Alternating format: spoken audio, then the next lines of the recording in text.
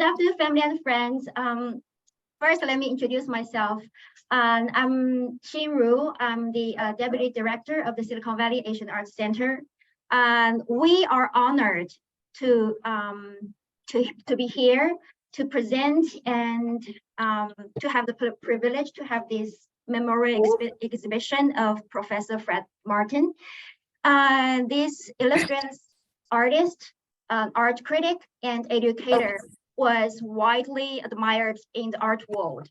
And it is only fitting that we remember him with this special exhibition, showcasing some of his greatest artworks.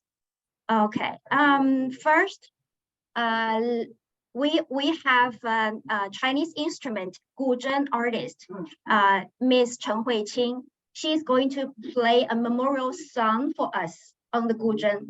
Okay, so let's welcome Miss Chen. Okay, let's see online. Guess watch from this angle, I think. Okay.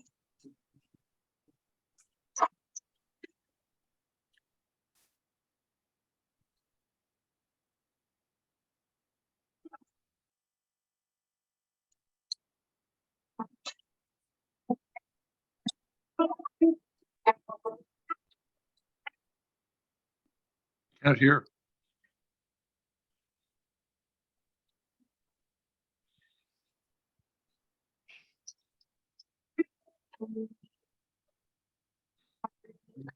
No audio at all. See, Muma.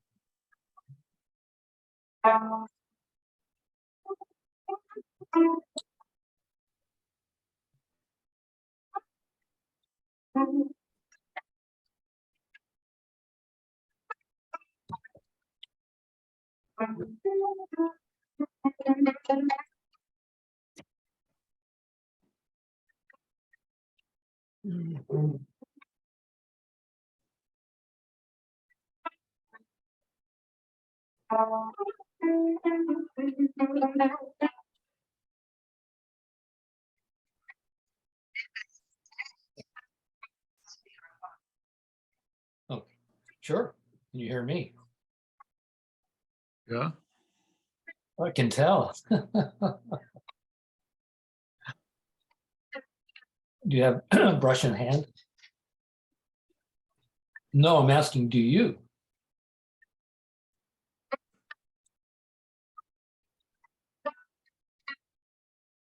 Wait a minute, what did you see? Oh my gosh, congratulations. Oh, get out of here.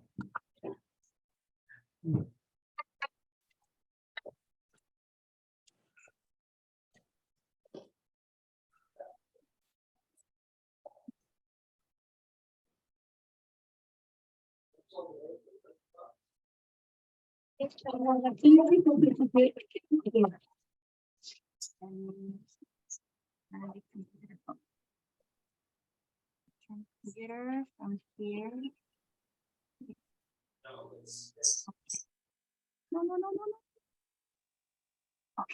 I couldn't hear a thing.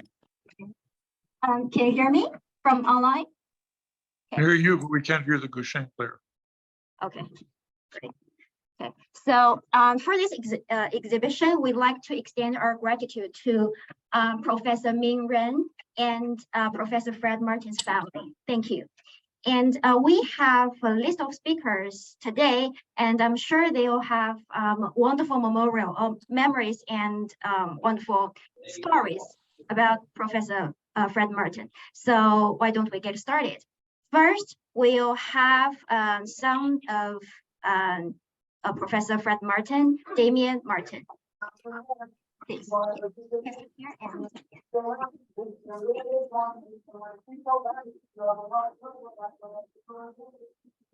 I just want to thank everybody for coming to this event and respecting his memory and trying to understand the incredible complexity of his life and everything he presented. It spread across so many different areas. I mean, there are so many memories one could pull up, and I don't even know where to start, so I won't even attempt. But the one thing that the music just reminded me of is just how much he really liked music. And some of the things that we did, one of the most dramatic ones I remember is taking him to a restaurant in Berkeley where there were two sopranos performing various operatics, solos and duets 3 feet away. Somehow our hearing survived, but he loved every second of it.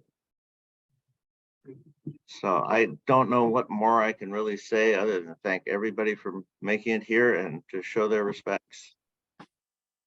Who's next?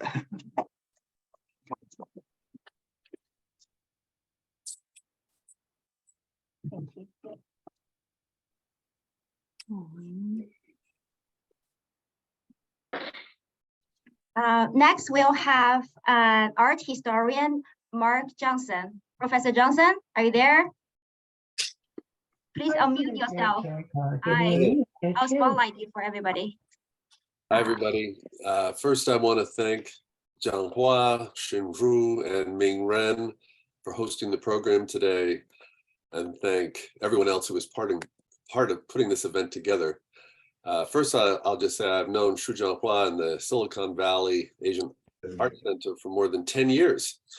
The Silicon Valley Asian Art Center has recognized many of our elder artists and scholars from the Chinese art and scholarship community. But I'm honored to speak at an event celebrating Fred's devotion to the arts. I'm happy to see Fred is being embraced into a pantheon of Chinese scholars and artists, and I'm happy to see many old friends on this call, and also I miss seeing you in person. I have family visiting from out of town, so that's why I'm home. There are many stories I might share about Fred, but I'll share just a couple. I met Fred 40 years ago when I first began working at the San Francisco Art Institute, and I was immediately impressed by both his commitment to the school and his support for individual artists. But I was also struck by his Machiavellian attitude. The word Machiavellian is often interpreted to mean cold and cunning, and I don't mean to imply that Fred was not an ethical man, as he was very ethical, or that he wasn't compassionate and personally involved, because he was both of those things. But he was very strategic. I left the school for a while to teach for 6 years at Humboldt State University. And then in 1989, when Fred began thinking of retiring, he hired me back as his associate dean. Mike Henderson generously gave me a drawing of a blank canvas to welcome me to the school. During the years when I was at Humboldt, Fred and Mike Grady, I think, were visiting China every summer for an extended stay, anchored by the San Francisco Art Institute program in Hangzhou. After I got hired, Fred and I shared an office at the school, and I was sort of acting dean when he was away in Hangzhou. One day, when Fred was back, I got a call from the president of Humboldt State University, who started asking me questions about how the school might continue some Native American programs that I had initiated there. And Fred overheard me with this conversation with the president of Humboldt. He walked over to me, leaned over, and said, "Hang up the phone now." I was very embarrassed because I felt I was being rude to a university president, but Fred had said very flatly to me, "You work here now, and I expect you to be loyal to this institution and not your previous employer." Fred wanted to make sure that I was not distracted by anything other than the Art Institute while he, Mike, and others were in China. Fred was exceedingly loyal both to the institution and the artists whose work he admired. I have to remember also the last time I saw him, even as a very old man after he was well into his 90s, he would come to openings and sit in a folding chair just to express his support with his powerful presence. I also need to explain that Fred Martin changed the direction of my own life. In 1989, Fred invited me to work with Filipino-American Carlos Villa to organize a symposium that we titled Expanding American Art History to Reflect Multi-Ethnic Diversity. That program finally happened in 1992, and it was at that program that we learned that scholars had not yet explored the rich history of art created by artists of Asian ancestry working in the United States. I eventually embraced that research, which opened the doors where I discovered the work of many artists, including those who have been exhibited at the Silicon Valley Asian Art Center, like Zhang Daqian, Hou Bei-ren, Feng Chongrui, Fu Wen-yan, and many others. Fred was very proud that he helped establish a partnership of the China Art Academy with the China Art Academy in Hangzhou. He helped mature artists like Bernice Bing study there with people like Wang Dongling. I'm happy that institution has now repaid him with their own loyalty. I want to thank Fred again for modeling unilateral loyalty to the arts, for supporting collaboration with China, and for creating a more holistic appreciation of international culture, and for creating wonderful opportunities to participate in the arts for so many people, including me. 谢谢老师，谢谢 Fred Martin.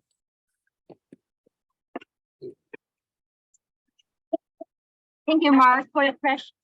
Thank you, Mark, for your precious memories. Thank you. Okay. So next we'll have Professor Ming. Yeah, I'm in the middle of a memorial service. The direct. Oh, please mute yourself. Thank you. Yes.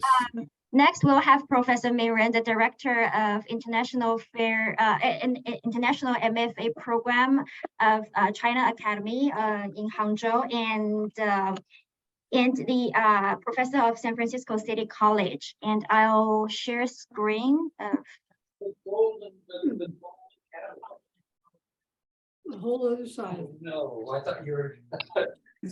Well, it turned out to be more Share than. screen. Here. 不是放 video， 不是放 video。对 ，OK， 在这里。OK， 这上面 video。我知道。对，等一下，我先 share screen。我先要把这个。你可以。不是，我先要把它从那个。不用，直接 share screen 就可以，等会再让你。OK， 好。等会再让你，在这儿。在这儿。OK， 这个。这就可以。哦，对，这个还有。Share record，share sound，share的 ，otherwise 就会掉。OK，share，然后放在这道。Then full screen。You can hear。等一下，把这些关掉。OK。下。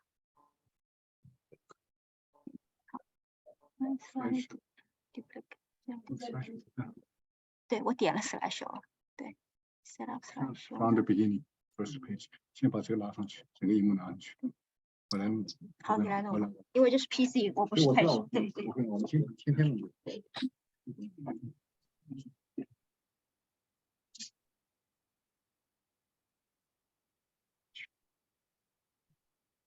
下面有一个PC OK， 对，把你的那个放出来吧。我放那个我就够了。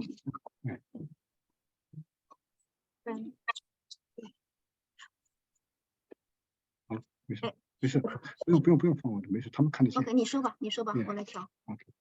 Yeah. Good afternoon, everyone. And today we are gathering here to celebrate our gorgeous, the glorious life of Fred Martin and his contribution to the art and the education. And Fred was an outstanding painter and also professor and scholar. who worked at the San Francisco Art Institute for more than 50 years. During that year, she served as vice president and dean of academic affairs for 20 years. He was a renowned painter, art critic, and art educator in the United States. And was also one of the important figures in American modernist abstract painting. In his whole life, he enjoyed teaching art until he was 90 years old. I knew Fred back to 1986, when he first took a group of artists to China. I'm going to the next pages.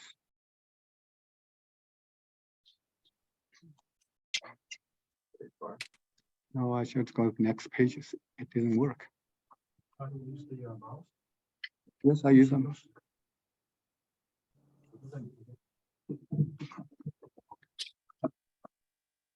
鼠标不工作，鼠标说好像没地方工作。这个不行，为什么它下一个page下不去？哦 ，sorry. Sorry, yeah, I knew Fred when he was 1986 when he took the SFI group of students and faculty to first visit China Academy when I was at school. That's the school I came from. And I took him traveling around China. And first we planned to go to Tibet because of we didn't get the pass. We got a special visa for Tibet. So that's why we changed the plan to go to other places.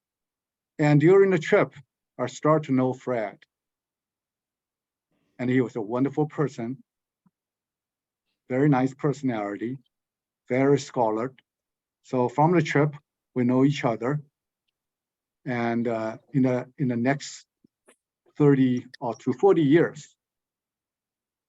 So also when after I came to the United States, and first I came to the United States was 1986, which is December 30th. It was almost 2 days before the end of the year. Then I also studied at the SFI for my MFA degree.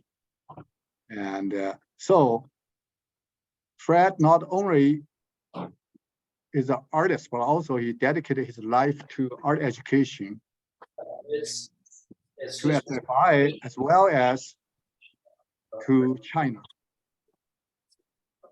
After his first trip to come to China, then he first set up the school exchange program with China Academy of Arts and other art school in China.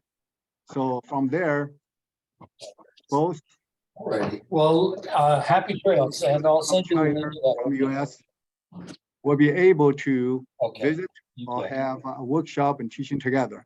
This was the 1988. Fred went to China Academy, give a demo lecture to the student and faculty. And he was so welcome at the time. And you can see the students were so enthusiastic and also so warmly or eager to see what's the art or demonstration or lecture or technique from the West. And when China just opened to the world, not too far along. Besides the Hangzhou China Academy, also he went to Shanghai Academy of Arts and also did the same thing in Shanghai. At that time, the way he did the abstract art was very brand new to Chinese artists and the students, I believe. And he always surrounded with those curious students and give them, wonderful, and I'll give them a lot of curious questions regarding Western art. And Fred was so patient and to explain and also even to instruct them what's happening and what his experience as well. Fred is a great artist. He received so many awards in American. From his resume, you can see he received lots of. He received the 193 Annual National Academy Prize in New York. Okay, plus all kind of awards. So those ones are just a very few of them. So I will not read it, but you can see it. And his life was full of the bright lights of the art contribution he made it. Fred, his education when he was a student and from 1949 to 1953 at Berkeley, UC Berkeley. At that time, he told me that one day his professor gave him a book of Lao Tzu, which is a Chinese philosopher's book. And then from there, he started interested in Chinese Confucius and Lao Tzu's, and also he talked about his life influenced by the Chinese culture and also philosophy, but also he talked about his experience with the master teachers,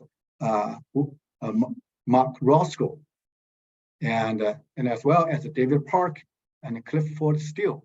Here's a video that shows about his experience when he was a student, and he took the summer class with Mark Roscoe. Let's see how. When I was a student, I had a summer course from an artist, Mark Rothko, who later on became very famous. And one day, I had brought a painting, and he liked it very much. He said that he had told the class we should seek the unknown. And he gave an example of de Kooning, who had painted something out of his painting because it had yellow in it, and it reminded him of the yellow cabs in New York City. So he praised my painting to the class because it was powerful and it was unknown. However, I knew what it was, because it was the woman who would become my wife and I had been making love on a mountainside the afternoon before, and I had been watching the sunset, and it was a painting of the sunset. Okay, that was a very short, well, part of a talking his work and to. Okay, let's see.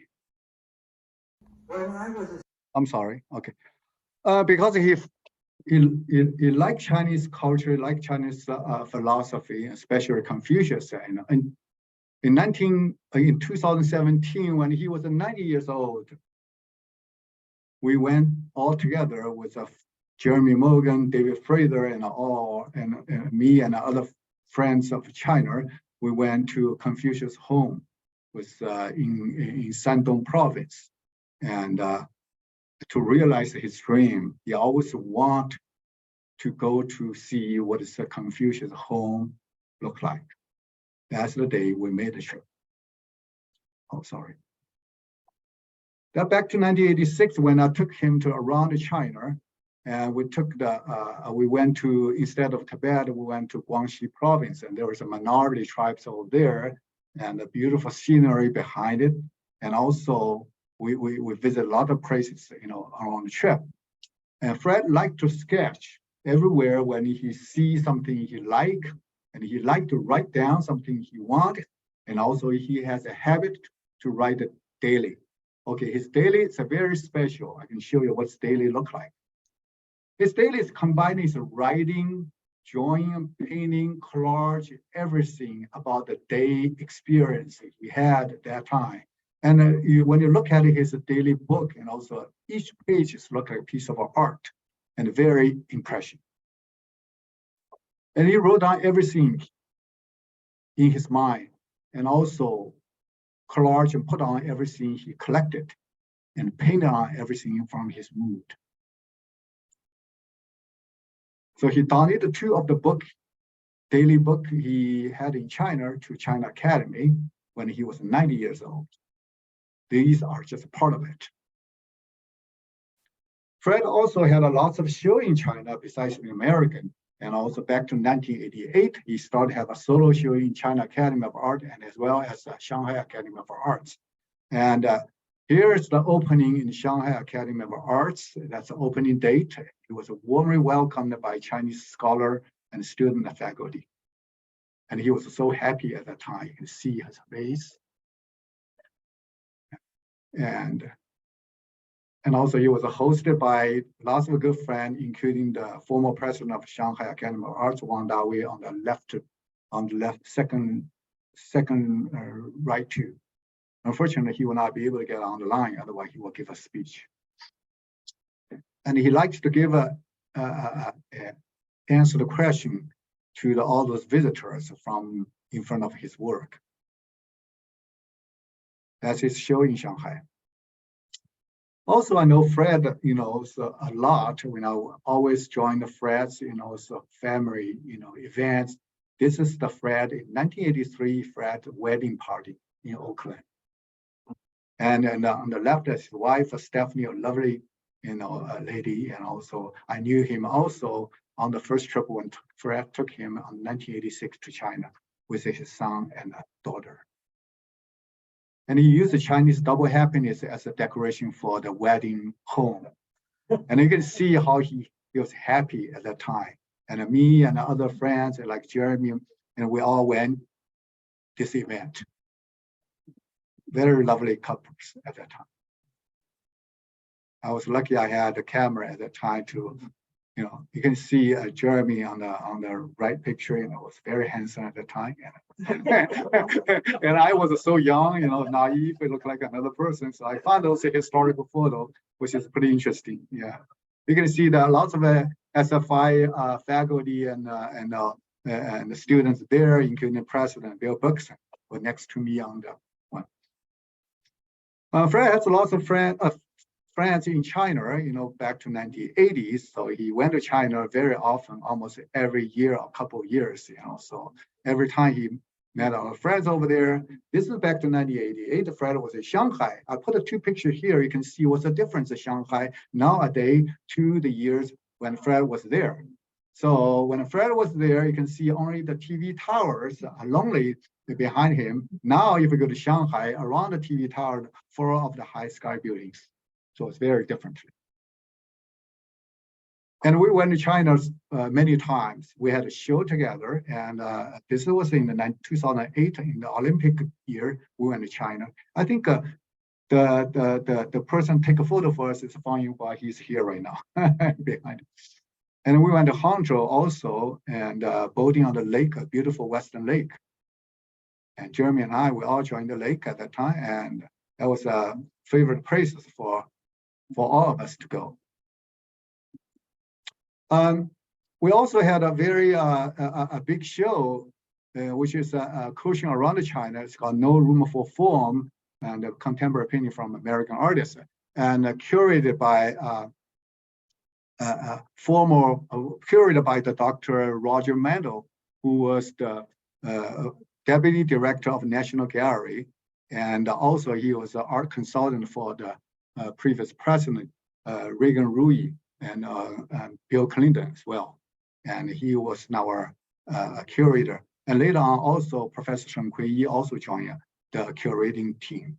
So that's the first one we show in Beijing. And also we showed the same place, No Room for Form, in many places in China. You can see this is in the Bay Area. Actually, we had to bring the show back here in 2015. 4 of us, David Fraser, and a professor at the Rhode Island School of Design, and Jeremy Morgan, professor at the SFI, me and our Fred. So 4 of us had this show in many places since then. Fred also was a very nicely donated painting to different art schools. So this is the one he donated to China Academy of Arts. And on the left, the president of Xuzhang, and take over the gifts.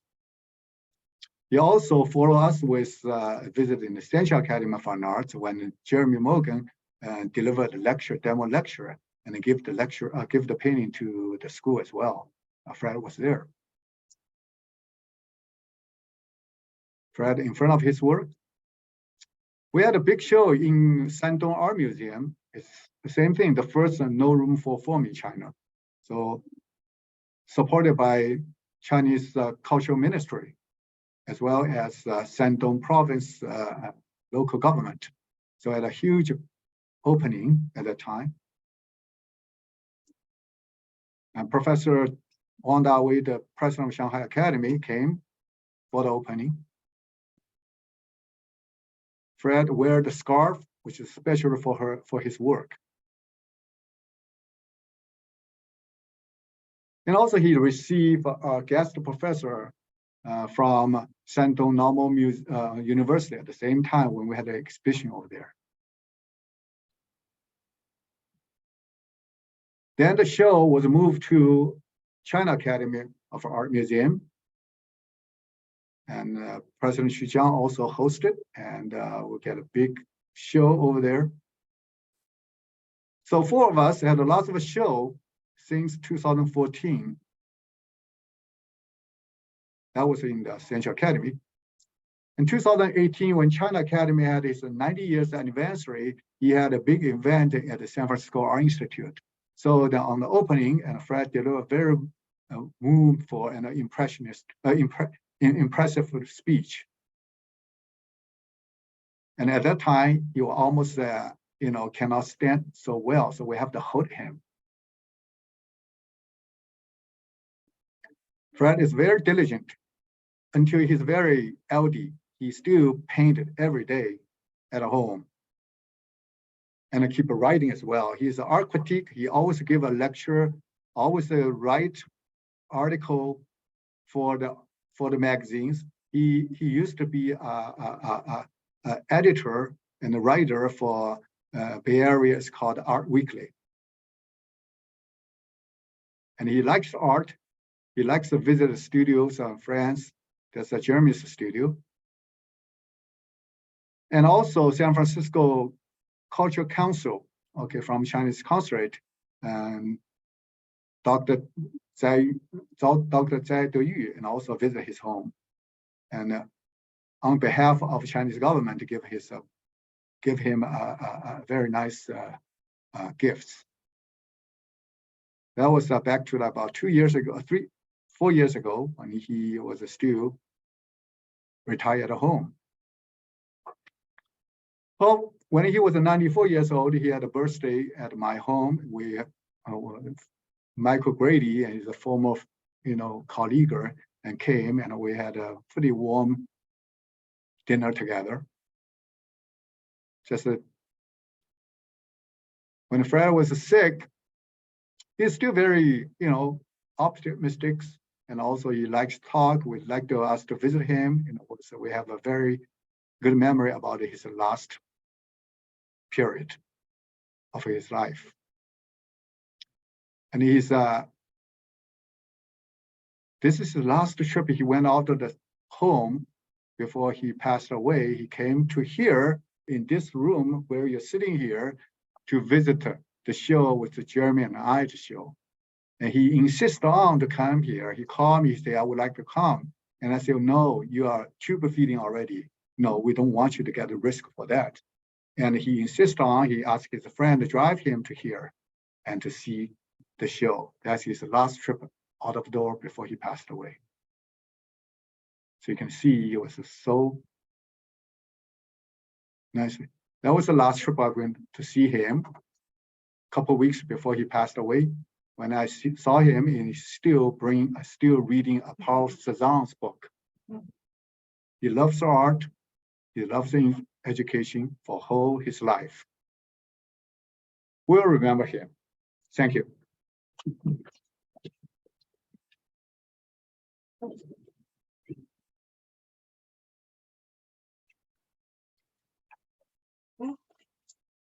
Let me quit. Let me quit sharing. Okay. And we all look at Professor Johnson all the time. Let me fix this. He doesn't know, by the way. No? Yeah, how to, let me 在哪里把它的 review 里面可是 OK， 然后可以我已经 OK， 要打谁？我们嘛，我们就好了。对。不用，你不用打，这样就，你可以，这样也可以见，他们都看得见。哦，这样就可以看见。OK， 好。OK， so Professor Ming just mentioned a cultural counselor Zai Deyu. I have a letter of condolences from him, so I'll read it to you. October 11th, 2022, letter of condolences. It was with great sorrow that I learned of the passing of beloved Professor Fred Martin. I would like to express my deep condolences.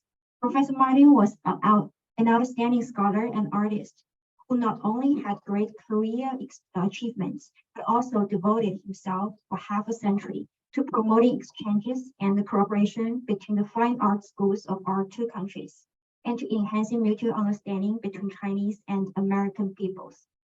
I still cherish the memory of meeting Professor Fred Martin in his home in 2019. He was full of joy and love, and I was deeply touched by his passion for art. May Professor Martin rest in peace. Sincerely, 翟德宇, Cultural Counselor. Thank you. And so next, let's move on to Professor Mike Grady, former Dean of Students, San Francisco Art Institute. Professor Grady, are you there? He's there, yes. Please unmute yourself. Let me ask him to unmute himself. Okay. Can you hear me now? For live everyone. Tingma. Yeah. Please go ahead. Okay. Hi, everyone. I'm Mike Brady. Surgery practice on my foot, and I was unable to come out for the ceremony. But I'd like to tell you all about my friendship with Fred and some of the adventures and insights that we shared over the past 40 years. But first, let me offer my condolences to Fred, to Fred's family, Frederica, Damien, and Tony. I wanted you to know that I share your sense of loss and your grief. Fred was a really remarkable man. There's no doubt about it. The testament, his life was a testament. Considered Fred one of my best friends.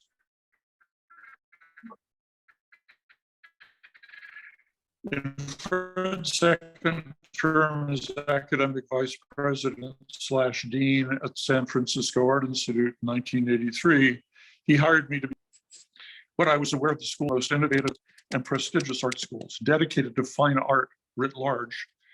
SFAI graduated many of the nation's most influential artists.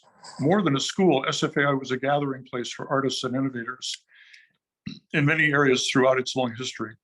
As Fred pointed out in his annual address to entering students, SFAI was founded on the idea that we're for art and artists, end quote. I came to understand that a big part of the vision that made SFAI so great was Fred himself. For over 40 years, he was at the core, one way or the other, of SFAI's emphasis on artistic and embodied San Francisco Art Institute's history and spirit better than anyone. One of the things I most admired about Fred was his ability to confront pretentiousness and pomposity, especially when it came to art. In his uniquely dignified and soft-spoken way, Fred was brilliant and fearless and often funny in his ability to react what he saw as intellectual bombast. Mark referred to him as Machiavellian. This may be part of that. He could basically put somebody away in a very gentle way with a single one-liner, an intellectual Fred bomb, as it came to be known at the Art Institute. And it would almost inevitably leave the speaker speechless and the other people in the room laughing, sometimes scandalized. I could always count on Fred to let me know when I was being a pompous bore. Fred's first wife, Jean, died a couple of years after Fred and I began working together. I still regret that I never got to know her as well as I would have liked. When Jean passed away, Fred was overcome with grief and sadness. He literally worked his way out of that despair by taking on a staggering number of new projects at SFAI. As the newly appointed Dean of Students by that point, I was swept up in the whirlwind of energy and ambition that Fred brought to the whole school. We all worked really hard in those years. It was then that Fred and I became close friends, often working together late into the evening hours. SFAI gained a new sense of stability, energy, and vitality directly because of Fred's leadership and dedication. During that frenzy of work that Jean's passing, Fred developed major changes in the BFA and MFA programs at SFAI, added important expansions to the faculty and curriculum, and maybe most significantly, created a great expansion of international programs around the world, but especially with China. Ming Ren, talked eloquently about his role in all of that. Fred pioneered really the first educational exchange program between an American and a Chinese art college. In 1985, he visited Zhejiang Academy of Art in China, now the China Academy. The next year, our first MFA exchange student, Ren Ming, who goes by Ming Ren. I'm sorry, I keep referring to you as Ren Ming. That's the way I first came to know you. But Ren Ming arrived in San Francisco as an MFA student, and later went on to become one of Fred's closest friends and his primary source of connection to China and Chinese art scene. I traveled to China with Fred and Ren Ming on several occasions and was always amazed by the deference shown to Fred by nearly everyone. At the time, I thought it was because Fred was old and that the Chinese were just being good Confucianists. But I soon realized that it was a much deeper connection, a mutual recognition between Fred and the entire culture of China. Fred was admired for his simple and unassuming manner, his extraordinary knowledge of art and art history and philosophy, his academic leadership, as well as his powerful painting style. Fred's use of nature-based abstraction and handwritten text and his preference for artworks made of ink on paper was recognized by Chinese artists and scholars as sharing a common source of inspiration with both classical and contemporary Chinese art. Fred Martin was perhaps recognized by the Chinese as an American Wenren, a fully cultivated scholar painter, a true literati artist who had somehow transcended cultural boundaries. He exhibited many of the qualities of personal cultivation and good moral character that signify the ideal of the Wenren, literati artist. Fred seemed to be accepted by the Chinese art community in a way that foreigners seldom achieve or even understand. Being a Wenren artist is a very highly revered status in Chinese culture.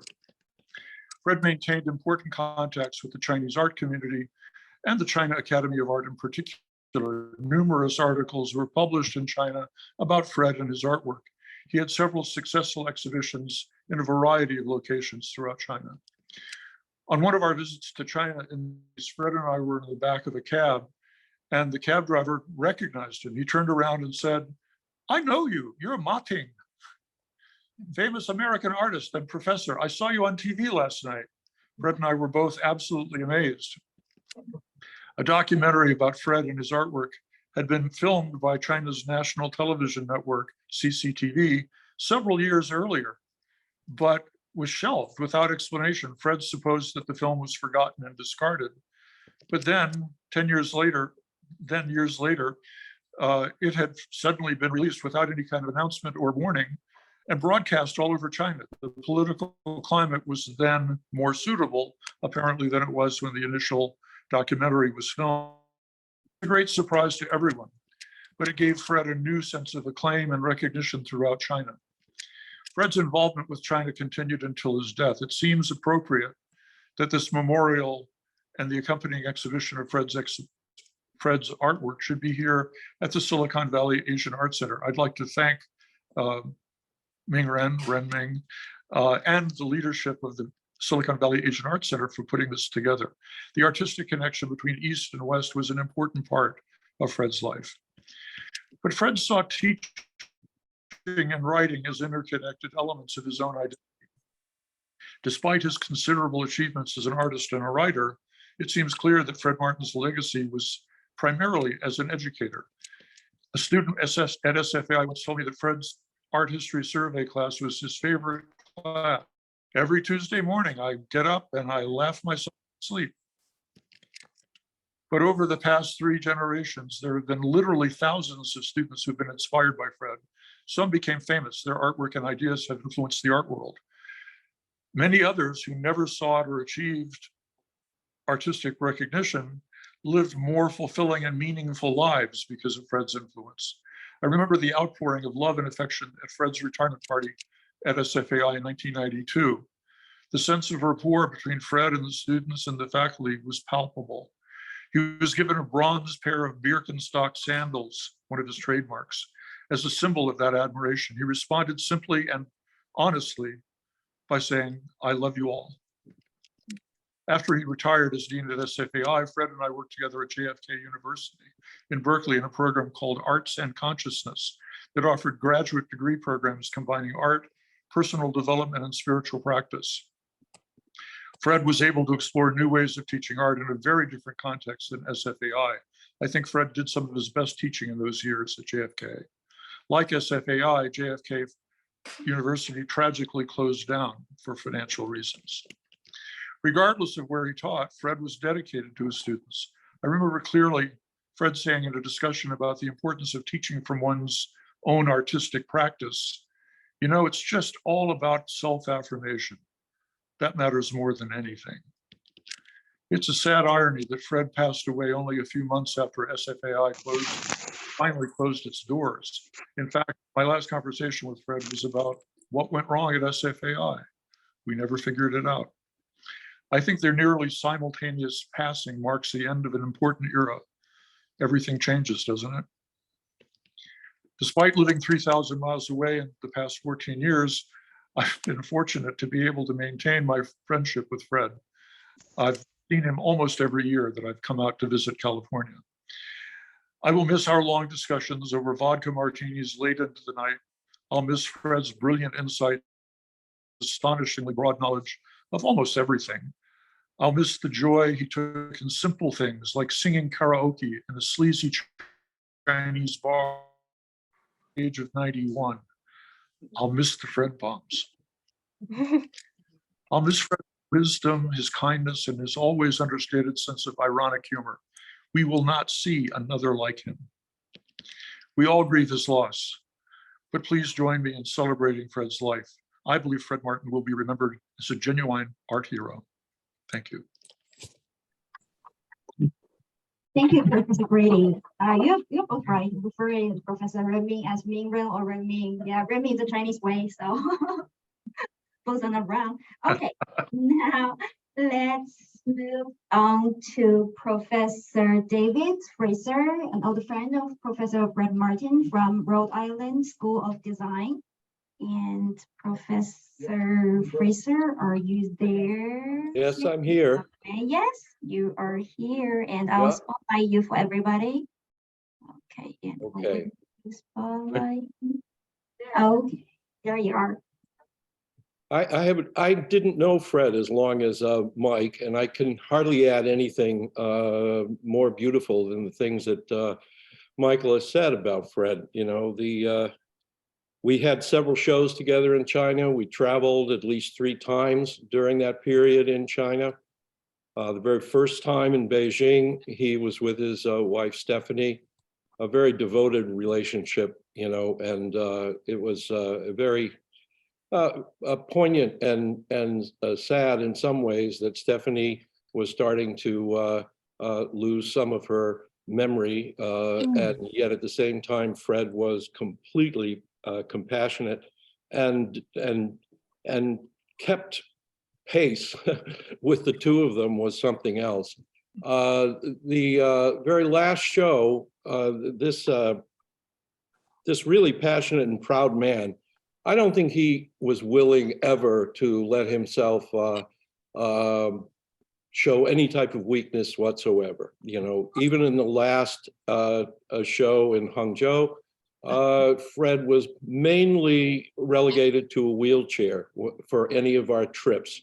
And we were taken to the Confucius Cemetery, to the Confucius home, to Confucius Mountain.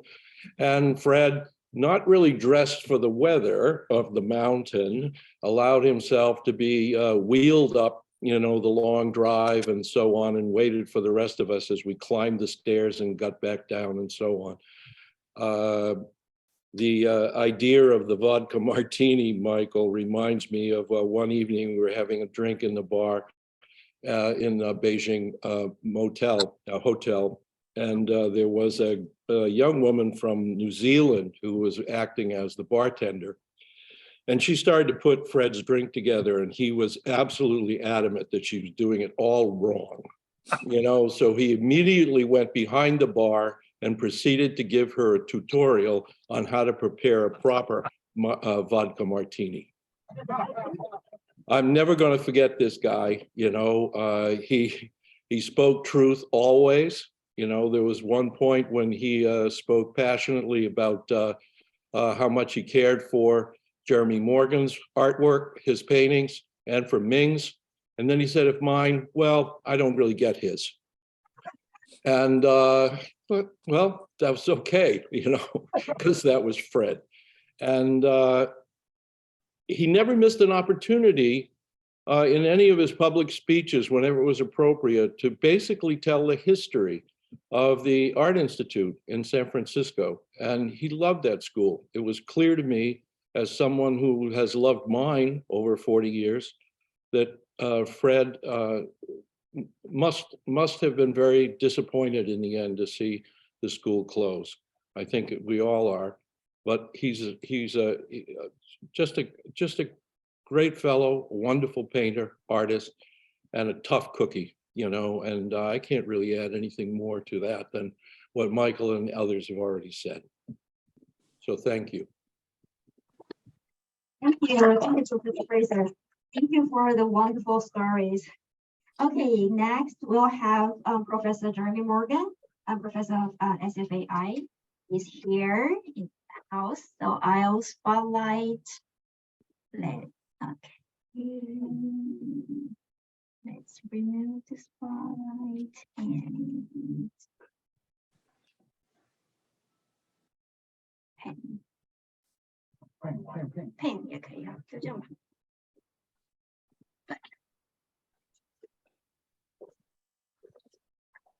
Hello, everybody. We've been privy to some great talks this afternoon. Ming Ren, Mike, and now David. I was present at the vodka martini tutorial, and it was memorable.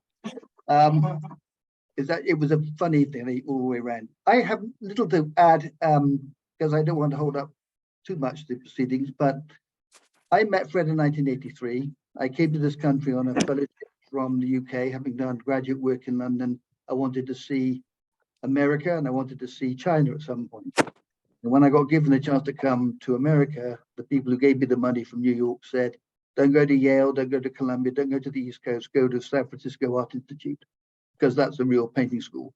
And it's the nearest you're going to get to Asia while still being in America. Little did I realize when I decided to come, and I met Mike, who's the first person I spoke to, we became very good friends. We remain so today. And shortly after meeting Mike, I met Fred Martin. And when I met Mike Brady for the first time, we realized we were from different parts of the world, but met through art in a love for Turner, the great British painter, and many aspects of Chinese painting, which Mike knew a great deal more about than I did, but I was beginning to learn about. And he said, you need to meet Fred. And when I met Fred, and after meeting and talking with him, I realized why he'd suggested that.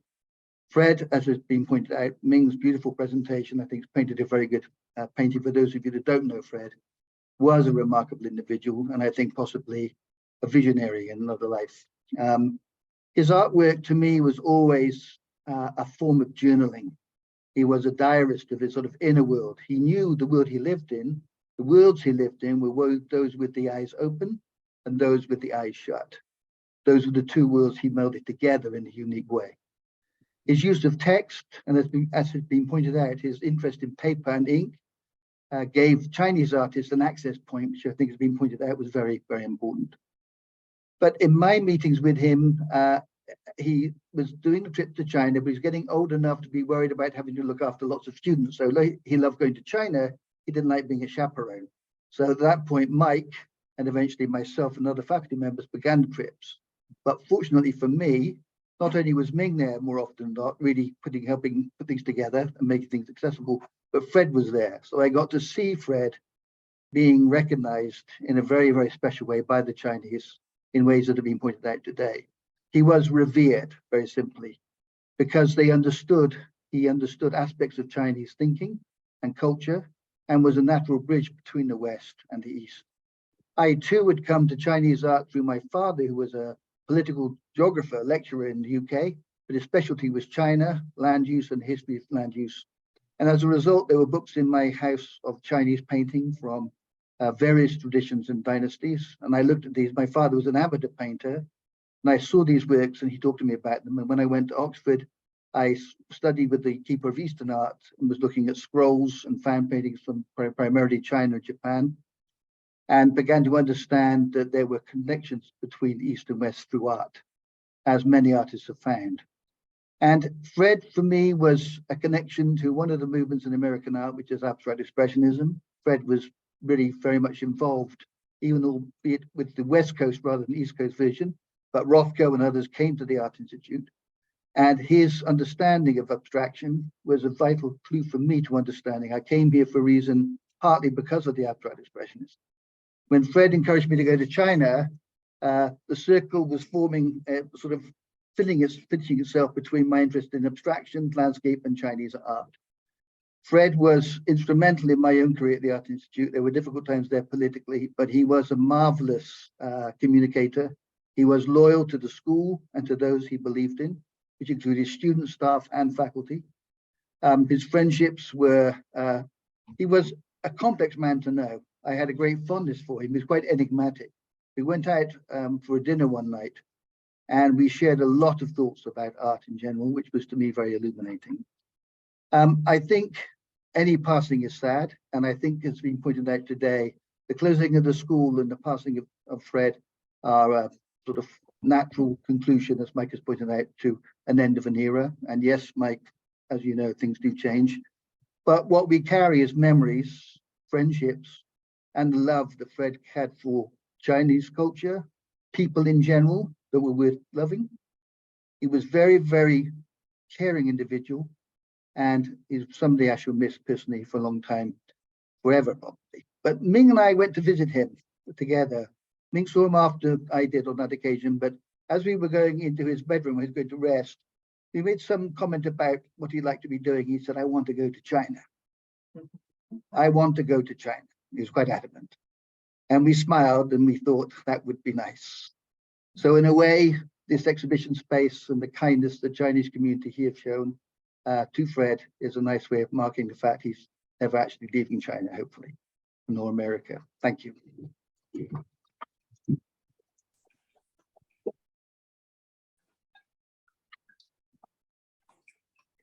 China. Thank you, Professor Morgan. Next, let's move on to Ms. Maria Teresa Barbist, President of San Francisco Art Alumni. So, yeah, I'm here. I'll spotlight you. Okay.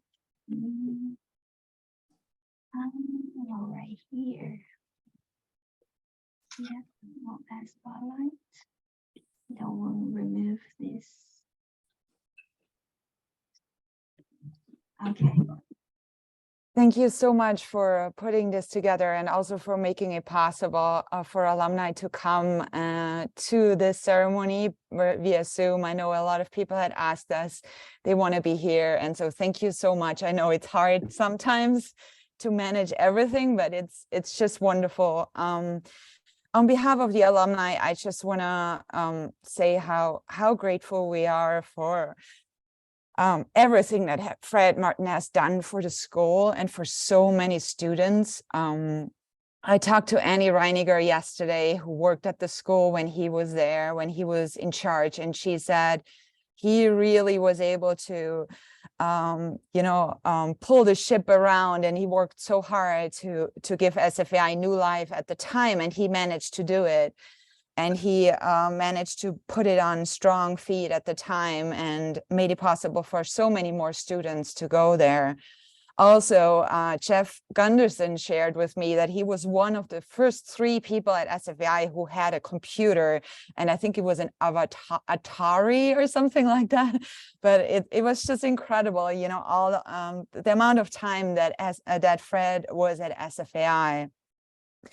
And I was lucky enough to have Fred as my teacher in 2011. I was at my first semester at SFAI, and I was a trained psychologist and psychotherapist.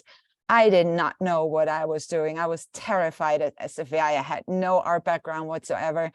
And I had in elementary school an Austrian art teacher who ripped my drawing apart in front of the class. So that was my background when I went to this drawing class.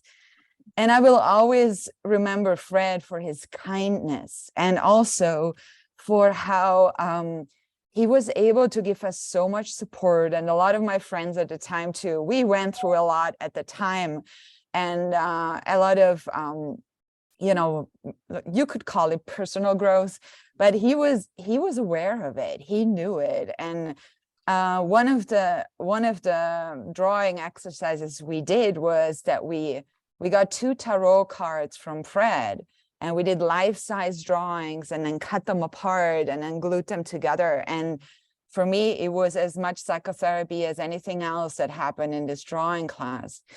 And I also found this note that said, thank you for a great semester. And here is Fred with the whole class. And he was taking pictures of all the students at the beginning of the class.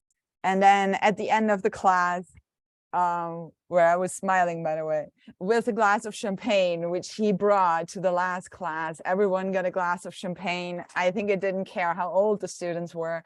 And we were all celebrating together. And it was really, really wonderful. So thank you, Fred, for everything. Thank you.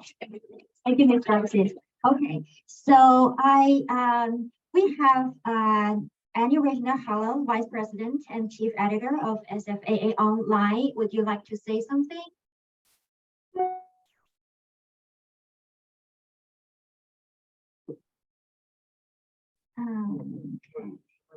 Third line, yes. Let me see.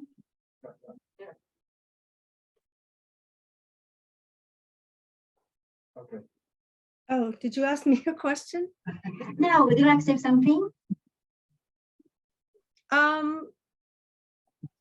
I would just say, you know, I was a student of Fred's in art history, and I also work for Fred and for Michael Grady.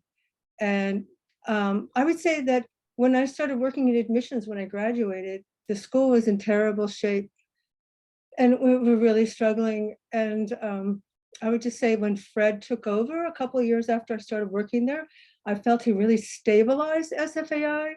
He did, he sort of just took the whole ship and got us going in the right direction and supported our missions that Michael had and I had. And we really got to turn everything around, and we're just always grateful for his wisdom about the Art Institute, and his long history made it very, important to sort of survive through all the 1980s when I was there. So I'm very thankful for his guidance and his encouragement. He's just a wonderful man. Thank you. Thank you for sharing. Okay, next, I have a 3 minutes memorial video created by the China Academy of Arts. So I'll play it, and let me share my screen.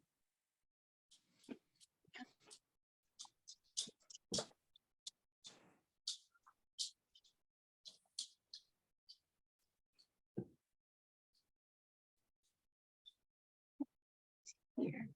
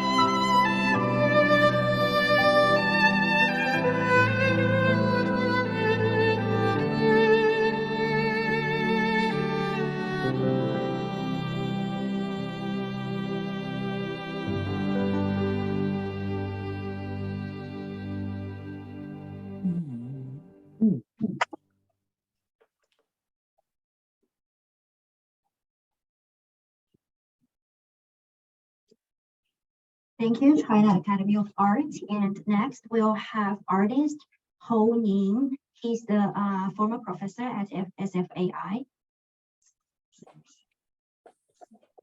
哦，不是，对，对，the Art University of San Francisco. Okay, so.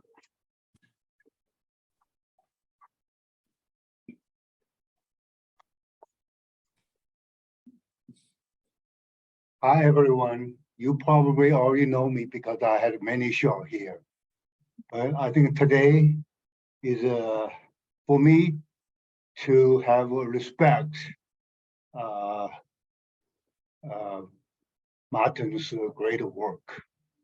And I just don't want to spend too much time for my speech, but I really want everybody to enjoy with Martin's masterpiece. But I can tell you one thing, through another San Francisco Academy of Art College, they also had an abstract major for fine art. I can simply tell you, Fred Martin did 3 great contributions for the art history of international art. I know there's New York has a lot of avant-garde, first-class, remarkable master like Jackson Pollock and Edward Hopper and Thomas Akins and so on. Those are older classical until to modern days. Even Berkeley Museum was donated by Hans Hofmann. And I was studying the same program as Fred Martin, try to influence people to know art, not just visually you can see what you can recognize or not, or also you can rely on different major like music, sculpture, and a novel and a human history for bonding of between man and woman's love and your parents, how they pass on the knowledge from your great-grandparents, continue to holding human society bonding still on this planet. Because unfortunately, this planet divided so many borders.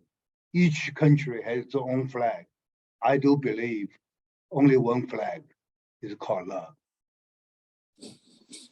So he is the first pioneer artist to use his devotion to painting. Art shouldn't be limited by style or by color or by the material you've been using. Everything is a vehicle to communicate with a different texture of the medium, which is our human medium is called a society. So the society with the family value in Martin's work may be not directly to tell you who is his father or who is his grandkids and so on.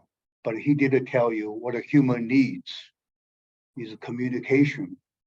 And I saw today's work. It was very early for me to see it. And I don't often have this opportunity when I see his work. And I really touches my heart. He believed feminist. He believed harsh war, fighting each other, use superstitious to conquer another native or another nation. That's not the access to make a war peace. The war peace can be simply, let's say, just through line and the color and the form, create a different texture. I want people to understand what you touch. The human touch is the most beautiful touch on the earth because we live in a human society. Even today, we really, the government of the United States still rely on Elon Musk, try to get into another star. But I do believe even you go to another star as a human being, they still need to continually pass on what is love, value. And through art, I think is very important because the art community, since Nixon visited China and recovered the relationship between two countries, that was a historical change. Otherwise, I never will be here. I only learned one thing through my wife. What is love? Because nothing can beat that. In China, I only learned one thing: you must be obeyed. The powerful leadership. Without that, you have no food on your table. That's I finish my speech. Thank you. Weird.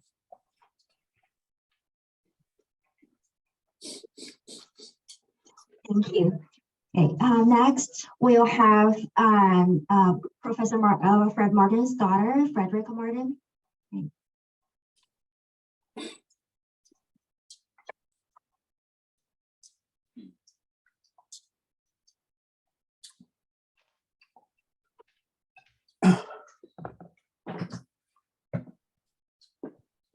Hello, I'm Frederica Martin, Fred Martin's daughter. He actually had 3 children: Damon Martin, you already met, my older brother, me, and Anthony Martin, who lives in Atlanta and could not be here today, but he's supposed to be watching on Zoom.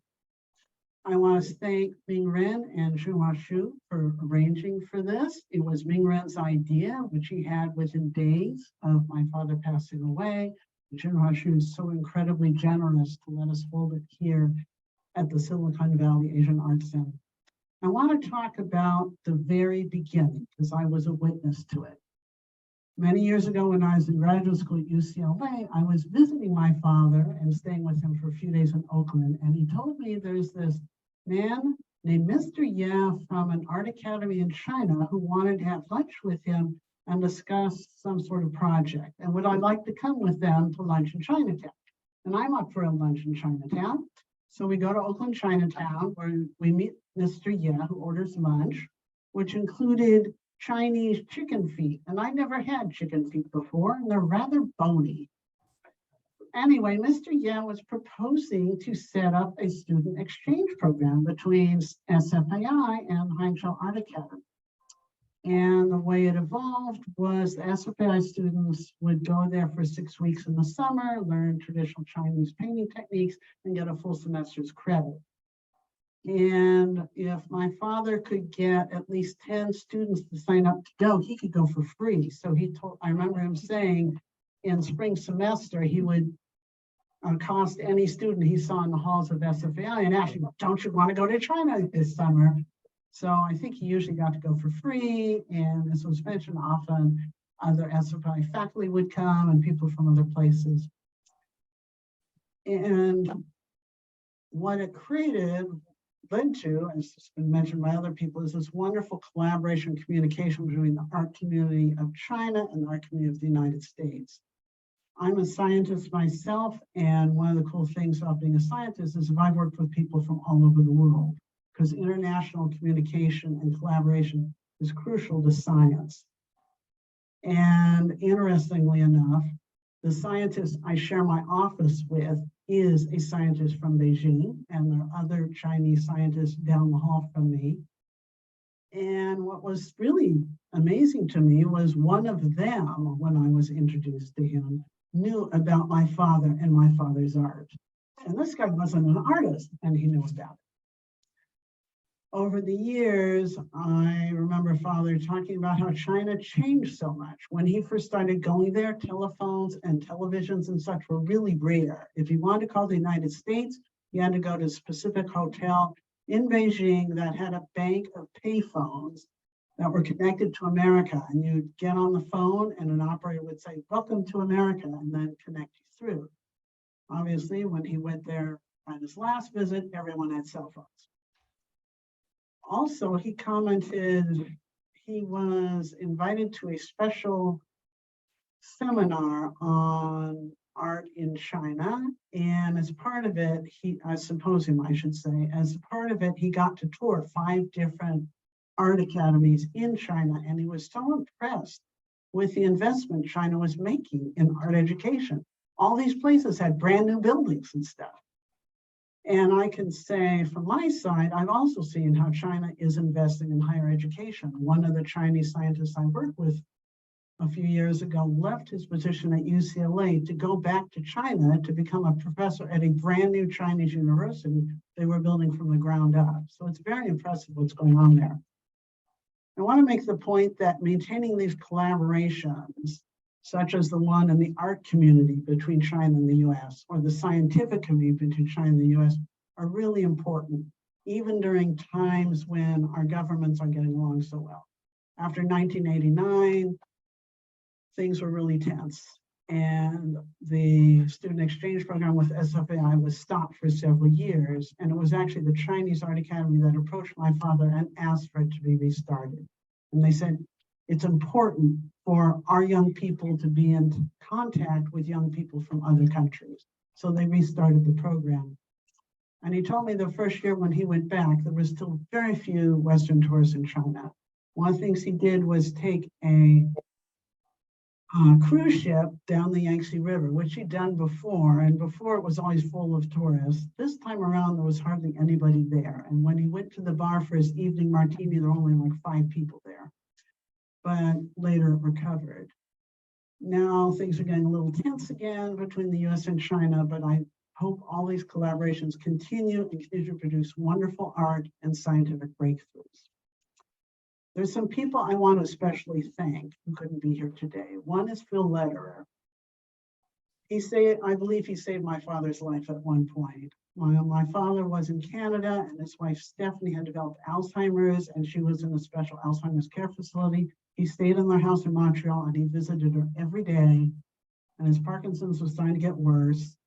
And then a blizzard came, and he got some sort of infection in his mouth that made it hard for him to eat, and he couldn't eat solid foods, and he was out of food, and he couldn't go anywhere with the blizzard. And Phil Lederer came to the rescue. He looked up the closest grocery store, got in touch with the manager, and had them send a case of Ensure directly to the house. And I think he saved my father's life. And my father, after he regained his strength and stuff, came back home to Oakland, where Charles Evans took care of him. Charles Evans had lived in the basement of the house. Whoops, I'm sorry, I touched something. It's the danger of touch screen. Thank you. I won't touch it. Charles Evans had lived in the basement of the house and took care of it for years and years. My father was off traveling to Europe and China and Russia and Morocco and all kinds of places. And Charles picked up the mail and kept the dogs fed and all that stuff. And when father came home and his Parkinson's was worse, Charles fed him, made sure he got his medication, took him to the doctor, helped him out every day. Eventually, my father's Parkinson's got worse and more than Charles Evans could handle, and we needed a professional. And that's when Naeem Farhat and Lita Scarborough really helped us out. They put us in touch with Dorothy White, who was a professional at this stuff, and she took wonderful care of my father for the last 7 months of his life. And thanks to Charles Evans and Dorothy White, he got to stay in his beloved home till the very end. Dorothy White really wanted to be here today, but she lives in Clear Lake, and when she woke up yesterday, there were 10 inches of snow on the ground, so she's not going anywhere. I also want to thank Phil Lederer and Naeem Farhat and Lita Scarborough for their friendship to my father. Even in his later years and later months, they called, they visited, they helped out at times, and I really appreciated that. And I want to thank everybody here in person, and everybody here on Zoom for all of you joining us to honor my father's memory. Thank you so much.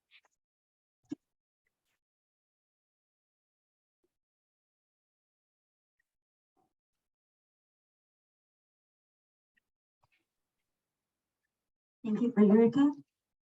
So we have the last speaker of today, Curator Jianhua Shu of Silicon Valley Asian Arts Center. Mr. Shu.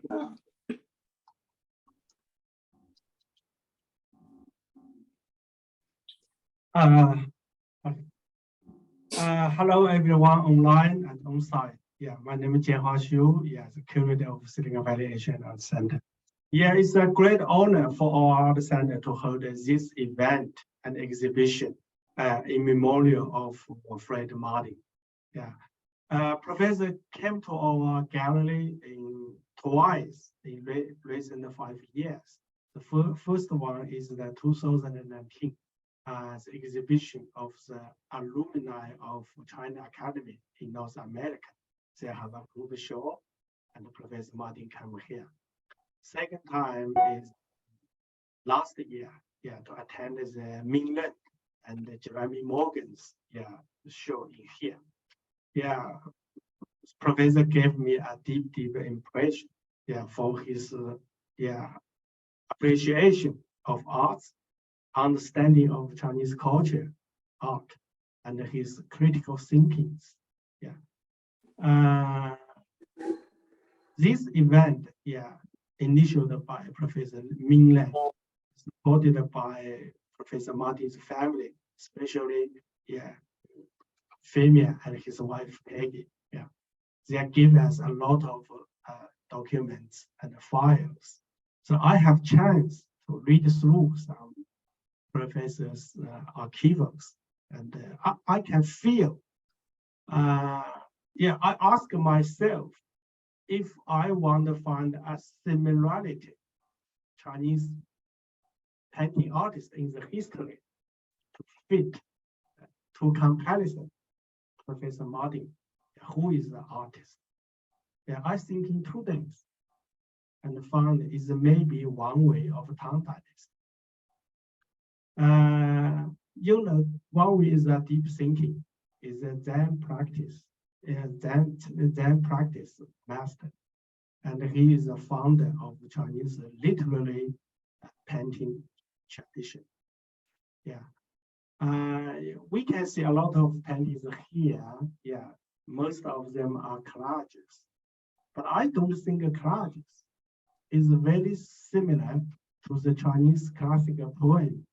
We use the diangu, means literary quotation or allusion. The traditional Chinese poem has a lot of quotation or allusions. Is a very delicate unit, meaningful in aesthetics and historical. So if you understand the Chinese classical poetry, you should know these allusions piled together one by one. So when we see Professor Martin's works, I think they are poems. As I understand, Professor Martin is fundamentally a poet. He's a poet first, then the painter. So this is understanding. As my understanding, and want to compare it as one way too. Okay. Right now, it's almost 9 minutes. For the ceremony and events. And thank you all. For coming.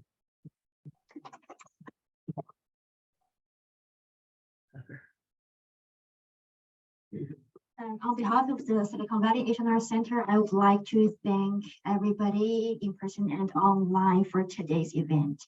Thank you so much for joining us. So that will be all for today. We'll put the video online on YouTube later. We have recorded everything, so thank you.